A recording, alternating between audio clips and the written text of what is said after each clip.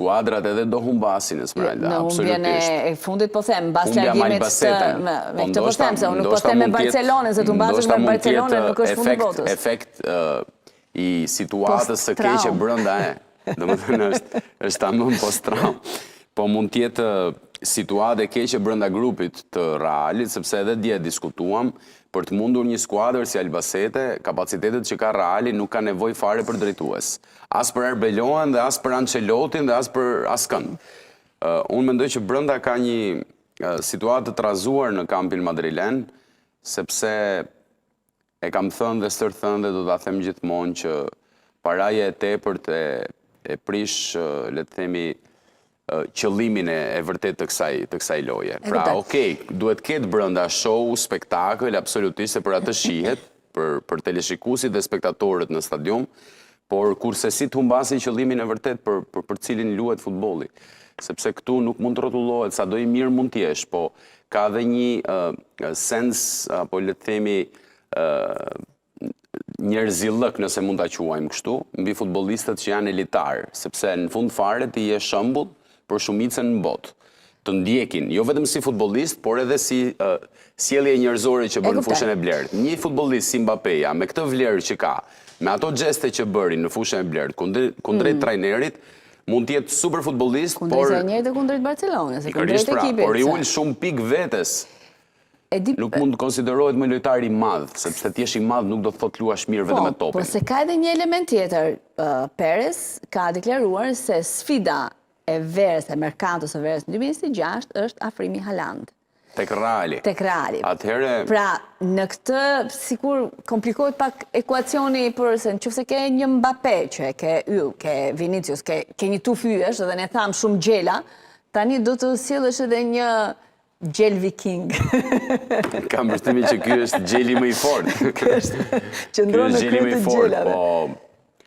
Shiko, kur të kërkon Reali Madridit në historinë e 30 viteve të fundit paktën, vetëm 2 kanë qenë lojtarët që kanë refuzuar Reali Madridit në të gjithë historinë. Domethënë kanë qenë Francesco Totti edhe Paolo Maldini.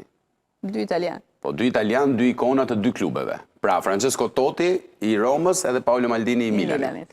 Kështu që në këtë pikë, po të kërkoj Reali është një shprehje që ti nisesh në këmbë për të firmosur me Realin. Është ekipi me më shumë trofe në Europë, është një ndër ekipet, ose më saktë ekipi më i mirë në Spanjë, me një rivalitet shumë të madh kundrejt Barcelonës.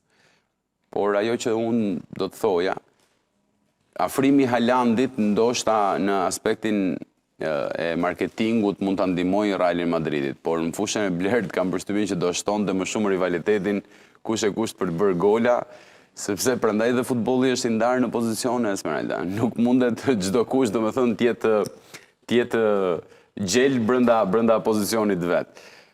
Haalandi mund të jetë vlerësuar për Realin Madridit, por kam përshtypjen që City nuk besoj se e lëshon kaq kollaj, sepse për City është shtylla e sulmit, edhe afrimi ditë e Reali, unë kam përshtypjen që do ishte më i denjë për Barcelonën Haaland se sa për Realin Madridit, sepse Reali Madridit për mua është i mbi ngopur, jo vetëm në fazën e sulmit, po kudo.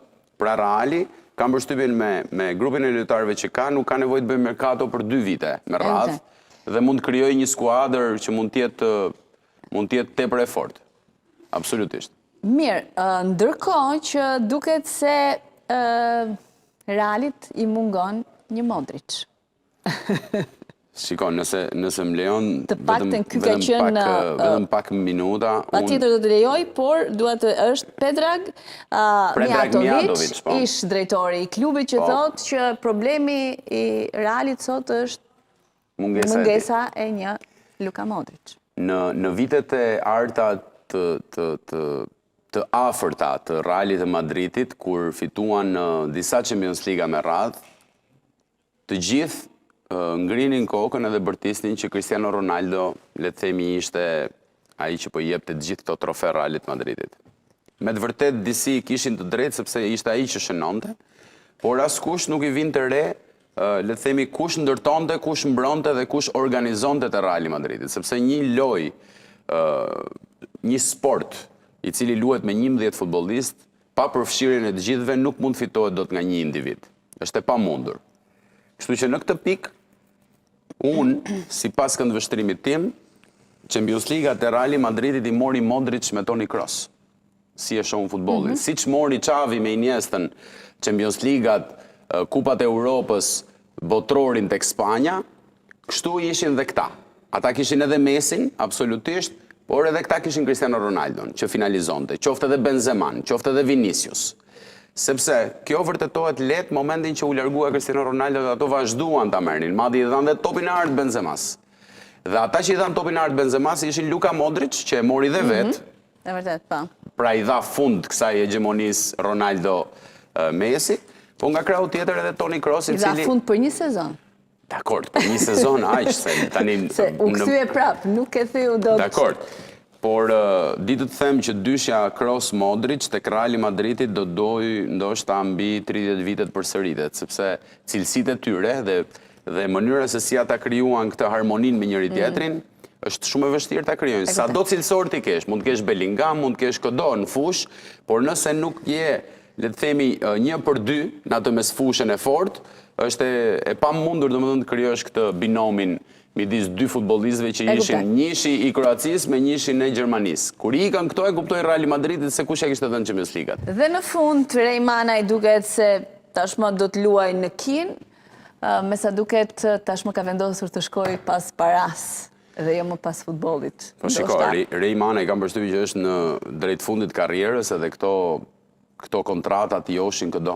Domethënë, kanë joshur një pjesë të mirë futbollistëve që lanë Europën për Kinën, ju të kujtohet, apo siç po lënë sot Europën për Arabin, pse për çfarë po ikën Cristiano Ronaldo atje? Cristiano Ronaldo atje i ikën vetëm për para. Po ashtu Benzema e shumë futbollistë të tjerë, qoftë edhe Lionel Messi. Pra, të gjithë këta futbollistë që zgjodhen të lënë Europën për të shkuar edhe për të luajtur në Arabi, që Arabia vetëm për futboll nuk ishte dëgjuar ndonjëherë, këto shkuan për para. Kështu është edhe vendimi, besoj, i Reimanajt, do të firmos shumë shpejt brenda këtyre ditëve një kontrat me një pagë goxha të majme për futbollistët shqiptarë, është një pagë mbi 4 milion euro në vit për 2 sezone, këtyre i shtohen edhe bonusat.